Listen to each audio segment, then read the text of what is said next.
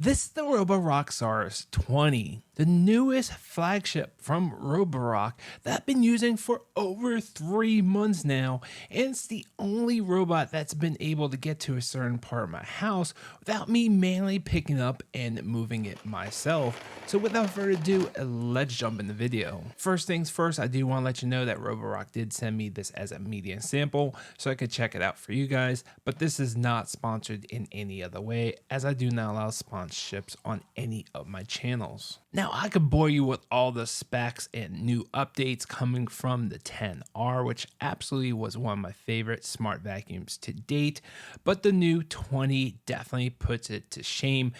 Not as far as spec wise, but some new features, including the new Adaptive Lift 3.0, which takes their liftable chassis to the next level, literally.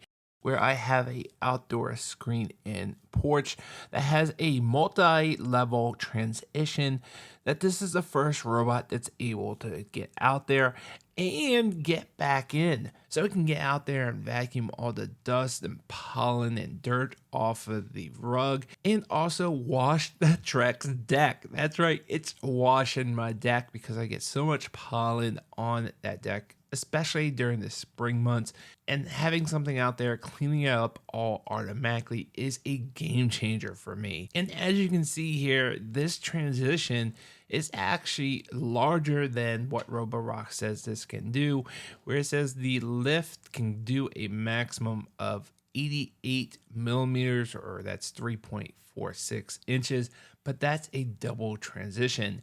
In a single transition, their maximum is 45 millimeters, or 1.77 inches, where I'm close to 51, 52 millimeters on the first transition. And then I have multiple transitions after that that are much smaller, around the 5 millimeters to about 10 millimeters or so. But to get up that first one and then still be able to handle the next three is incredible. But it is not pretty, but I've never had an issue not getting it up there. It just takes a little bit longer, and this thing never gives up.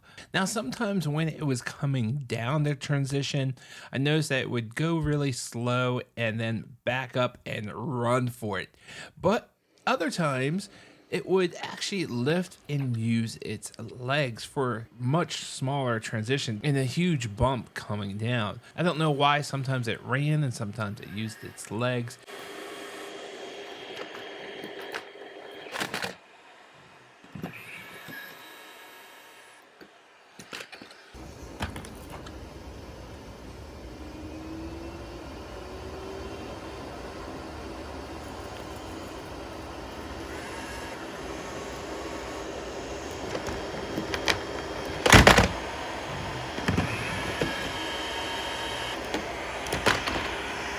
And then when it had to go up, I noticed sometimes when it deployed the legs, the wheel for that leg would actually be in one of the cracks between two pieces of Trex and didn't have enough traction.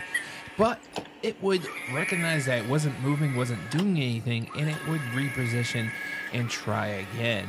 And what I love about this is that it never gave up. So yes, it's completely ugly. There's a little hissy fit.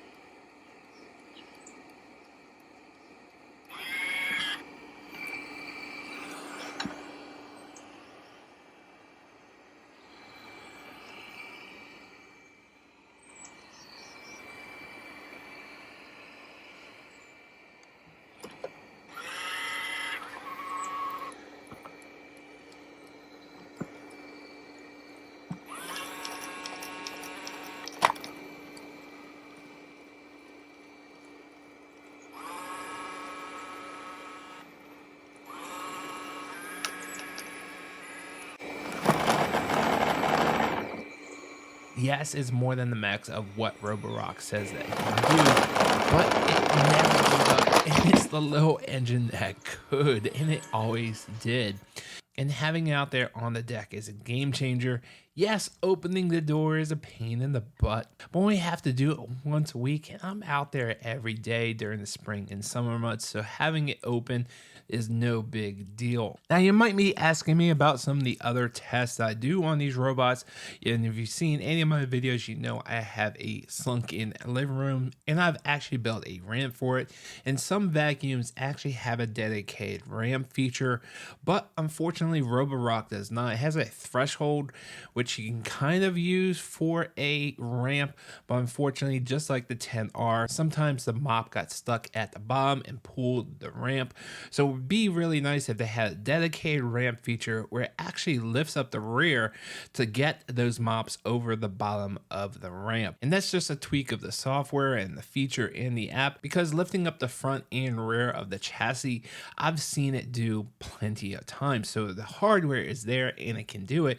You just got to program it, and that way it will be able to use the ramp that I built.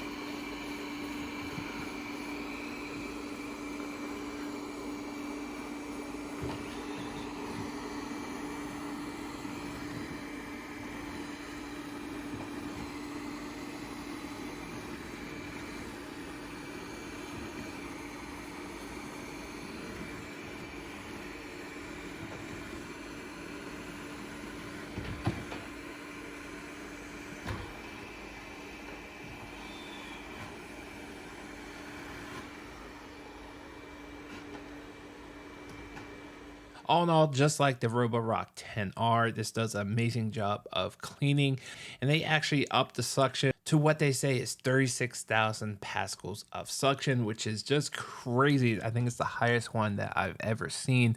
But in everyday cleaning, you're really not going to see a difference. I only really saw a difference between like maybe 10 and 12,000, and I don't see any difference much higher than that. Yes, you can do some scientific tests, but in the real world, you're not going to see any real difference. And the number that keeps going up is just marketing, and it does a terrific job on pet hair because it has the duo divide split anti-mane brush that focuses and push all the hair to the center and into the dustbin. And the obstacle avoidance stayed great, just like the 10R.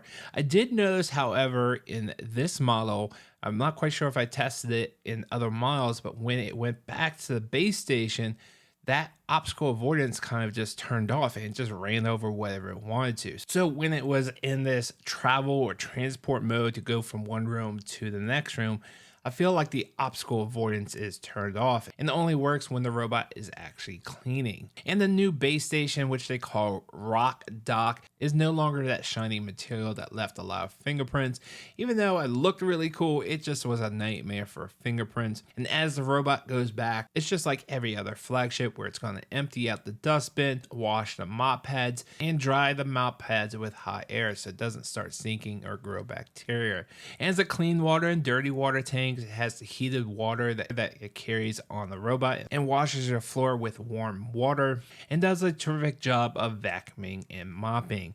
And yes, it does work with Matter. Absolutely love my Apple Home, and I'm able to set up automations or have the family be able to control it directly from the Apple Home app. All in all, this is a terrific smart vacuum and I highly recommend it. And if you're looking for the best of the best, this is definitely one of them.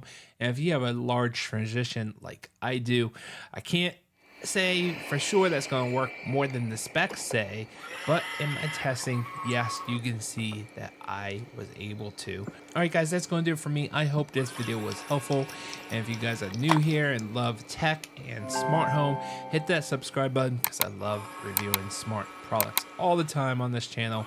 And while you're at it, hit that like button because I like likes too. All right, guys, thanks for watching. I will see you guys on the next video.